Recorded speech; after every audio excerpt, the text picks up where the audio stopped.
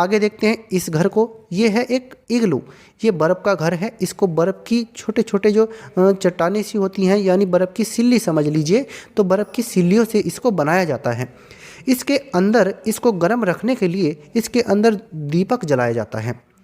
तो जहाँ चारों तरफ वर्ष भर बर्फ़ ही बर्फ़ रहती है, चारों तरफ जहाँ वर्ष भर बर्फ़ ही बर्फ़ रहती है जो पिघलती भी नहीं है, तो उस बर्फ़ में इसी तरह के घर बनाए जाते हैं। इनको हम इग्लू कहते हैं। ये बर्फ़ से बनते हैं, इन्हें क्या कहते हैं? इग्लू कहते हैं। आपको ये याद रखना है। आगे देखते हैं, दूसरा प्रश्न है इसमें, नीचे दिए गए दोनों घरों को देखिए और प्रश्नों के उत्तर लिखिए।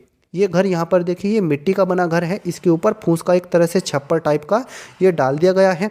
तो ये घास फूस और मिट्टी का बना हुआ घर है। चित्र में दिखाया गया घर किससे बना है? उत्तर में आपको क्या लिखना है? घास फूस और मिट्टी का बना है। ऐसे घर कौन से क्षेत्र में देखने को मिलते हैं? तो ऐसे घर रेगिस्तान में ज़्यादातर देखने को मिलते हैं, क्योंकि ये घर अंदर से ठंडे रहते हैं। इनकी दीवारें गर्मी को अंदर आने नहीं देती हैं, तो ये घर अंदर से ठंडे रहते हैं। तो रेगिस्तान जैसे क्षेत्रों में इनको बनाया जाता है। आगे देखते हैं, यहाँ इस चित्र में देखिए, ये बहुमंजिला इमारत आपको दिखाई गई है। तो ये कहाँ पर बनती है? ये बड़े बड़े शहरों में बनती है। चित्र में दिखाया गया घर अधिकतर कहाँ देखने को मिलता है? तो आप लिखेंगे बड़े शहरों में। बहुमंजिला इमारतें क्यों बनाई जाती हैं? क्योंकि जगह की कमी होती है, तो फिर एक के ऊपर एक इस तरह से मकान बनाए जाते हैं, घर बनाए जाते हैं। तो बहुमंजिला इमारतें क्यों बनाई जाती हैं? जगह की कमी होने के कारण। इनमें ऊपर नीचे आने जाने के लिए क्या व्यवस्था होती है? इनमें ऊपर नीचे आने जाने के लिए लिफ्ट लगी होती है। इनमें लिफ्ट लगाई जाती है। आगे देखते हैं, हमें हर क्षेत्र में अलग अलग तरह के घर देखने को मिलते हैं। इसके पीछे क्या क्या कारण है? देखिए, सबसे पहली बात तो ये है, ज़मीन की उपलब्धता और भौगोलिक स्थिति के कारण हर जगह हमें घर अलग अलग तरह के देखने को मिलते हैं। अगर भौगोलिक स्थितियाँ अलग अलग हैं, मान लीजिए कहीं पर बहुत ज़्यादा बारिश होती है या कहीं पर बहुत ज़्यादा सूखा पड़ता है, तो ये भौगोलिक स्थितियाँ होती हैं। इसके हिसाब से भी घरों की बनावट संरचना बदल जाती है।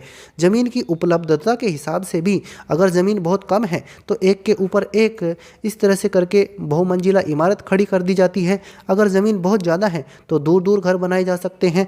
तो ये सभी चीज़ें होने की वजह से हमें अलग अलग तरह के घर देखने को मिलते हैं। आगे देखते हैं, अगली वर्कशीट है हमारी, अंतर बताइए। अंतर आपको बताना है। यहाँ गांव के घर हैं, ये शहर की इमारतें हैं। तो जो गांव के घर होते हैं, गांव में तो आपने देखा होगा घरों के जो कमरे होते हैं उनको बड़े बड़े करके बनाया जाता है, और जो शहरों में इमारतें होती हैं वो बहुमंजिला होती हैं। घरों में, गांव में जो घर बनते हैं, लोग ज़्यादातर ये देखते हैं कि इनमें खुली हवा आती जाती रहे, लेकिन शहरों में घर इतनी जो है हवा की सुविधा बहुत कम होती है। वहाँ पर पानी बिजली की जो सुविधा वो अच्छी होती है, लेकिन हवा की सुविधा कम होती है। भीड़ भाड़ वाले इलाके बहुत ज़्यादा होते हैं शहरों में, लेकिन गाँव में खुली जगह बहुत मिलती है, तो लोग अपने घरों को खुले रूप से बनाते हैं। आगे देखते हैं, अब इसमें हम अंतर करते हैं गांव के घरों में और शहर की इमारतों में। सबसे पहले बात करते हैं सुविधाएं। तो सुविधाएं देखिए, इनके जो गांव के जो घर होते हैं, ये घर हवादार होते हैं। बिजली की सुविधा कम या फिर नहीं होती है। पानी पूरे घर में एक ही जगह होता है। शहर की इमारतों को अगर बात करें, इनमें हवा की सुविधा कम होती है, बिजली व पानी की सुविधा अच्छी होती है। अच्छी का मतलब ये समझ लीजिए, शहरों में घर जो होते हैं कई बार नगर पालिका की ओर से जो है पानी की टंकी स्थापित की जाती है, तो जो है पाइप से पानी आता है। और गांव में तो ऐसा सिस्टम नहीं होता है। गांव में तो नल, लोगों के घरों में नल लगे रहते हैं, तो उस नल से ही लोग पानी खींचते रहते हैं। सबके घरों में नल होता है, जबकि शहरों में ये ज़रूरी नहीं है कि सबके घरों में नल हो। नगर पालिका का जो है पानी आता है, वो पानी पीने के लिए होता है, या कई बार पानी के कैंपर होते हैं, उनको इस्तेमाल किया जाता है।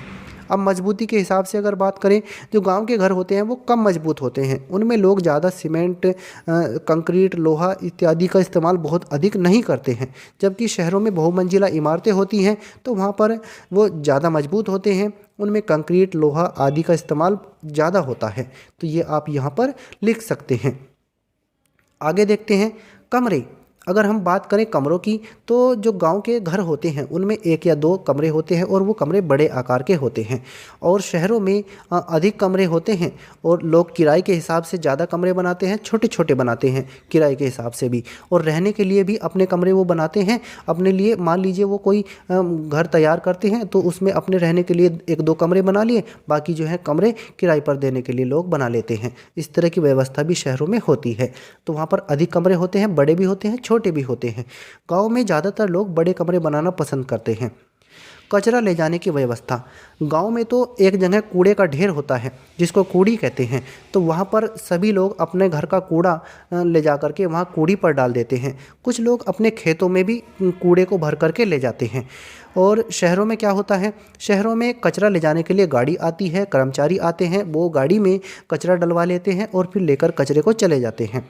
घर बनाने के लिए उपयोग की जाने वाली चीज़ें, गांव में ज़्यादातर मिट्टी के, घास के, लकड़ी के ये घर भी देखने को मिलते हैं। कहीं कहीं पक्के घर, सीमेंट कंक्रीट वाले घर भी देखने को मिलते हैं। लेकिन जो शहरों की व्यवस्था होती है यहाँ पर ज़्यादातर हमें पक्के घर ही देखने को मिलते हैं। बहुमंजिला इमारतें होती हैं। ईंट, पत्थर, सीमेंट, सरिया, लोहा, इनसे जो है यहाँ पर घरों का निर्माण होता है। अब हम देखते हैं आगे इसमें अपने दूसरे प्रश्न को। लोगों को गांव से शहर की ओर जाने की आवश्यकता किन किन परिस्थितियों में पड़ती है। देखिए, ज़्यादातर लोग गांव छोड़कर शहर में जाकर रहना शुरू कर देते हैं। अच्छी शिक्षा के लिए, अच्छी चिकित्सा सुविधा के लिए गांव की तुलना में बेहतर सुविधाएं शहरों में मिलती हैं। तो उनके लिए रोज़गार के पर्याप्त अवसर होते हैं शहरों में। इसके लिए क्योंकि शहरों में ज़्यादातर फैक्ट्रियाँ भी लगी रहती हैं, तो लोग जो हैं फैक्ट्रियों में काम करना पसंद करते हैं।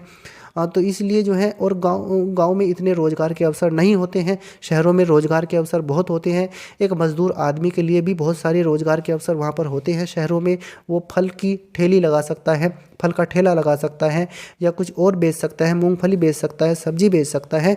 तो ये सभी काम शहरों में उसके लिए संभव होते हैं। तो इसलिए लोग क्या करते हैं, गांव छोड़कर शहरों में जाकर बस जाते हैं और वहाँ काम की तलाश में जाते हैं, रोज़गार की तलाश में जाते हैं, या फिर पढ़ाई के लिए भी जाते हैं। अच्छी चिकित्सा सुविधा होती है। जिनके माँ बाप की नौकरी अगर लगी होती है तो वो लोग भी ज़्यादातर शहरों में रहना ही पसंद करते हैं। तो ये सभी कारण होते हैं उनके गांव को छोड़ करके शहरों में बसने के। तो इस तरह से ये देखिए, हमने पर्यावरण कक्षा 4 की जो कार्यपुस्तिका है उसके पाठ 3 की वर्कशीट का हल देखा है। अगर आपको यह वीडियो अच्छा लगा है तो कृपया करके इसे लाइक और शेयर करें और हमारे चैनल को सब्सक्राइब करें।